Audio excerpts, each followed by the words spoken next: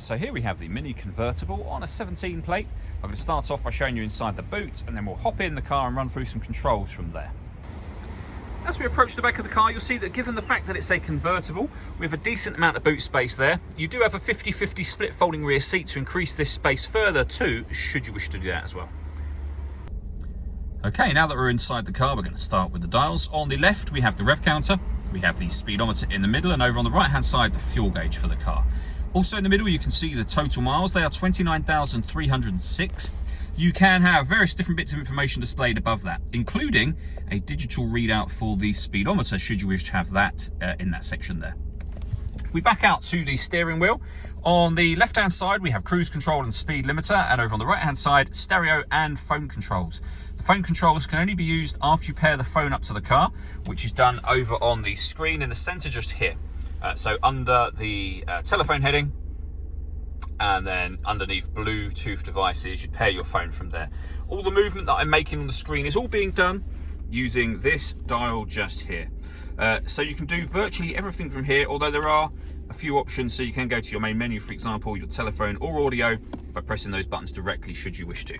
But using the dial, you can rotate it round. As you can see, it will highlight, it will tell you what you're highlighting. So if you want to listen to the radio, push the dial down.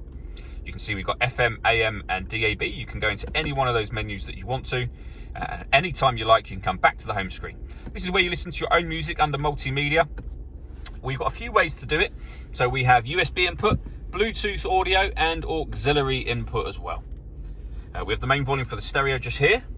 And then below that, dual zone climate control. So you can adjust the passenger temperature, the driver temperature. You can increase or decrease the fan speed. You can determine where you'd like the air to be distributed once it enters the vehicle. When you're happy with those settings, that button turns your air conditioning on. The same button again will turn that off, of course. Or hit auto. The car will now maintain the temperatures that you've asked for by taking control of the direction of the air and the fan speed as well.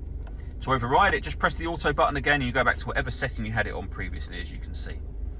Below that, we can turn off the traction control, start and stop the engine from here, and turn off the stop and start. This car is designed to cut out when it's stationary in traffic to save you fuel. That system is off when that light shows. We then have a 12-volt charging socket, USB and auxiliary inputs, a 6-speed manual gearbox, and this hoop that runs around the gear lever will enable you to change the driving mode of the car. So you can, for example, shift it to there and back again whenever you wish to. Mid mode is your everyday driving. You can shift it around to sport, back to mid, or all the way back round to green, so environmentally friendly. Last thing I want to show you is the roof working. So there's a button just up here. If you give that a push, or a pull in this case, the roof will open and it will stop at this section here, giving you a kind of a sunroof area. Go back up to the button again and do the same thing again, and the whole roof will open up, as you can see, and that will fold down very quick, and that's the roof down properly. All that leaves me to say is thank you for taking the time to watch this video. If you'd like to come and see the car in person and have a test drive, please feel free to call either of our MJA sites. We'd love to hear from you soon.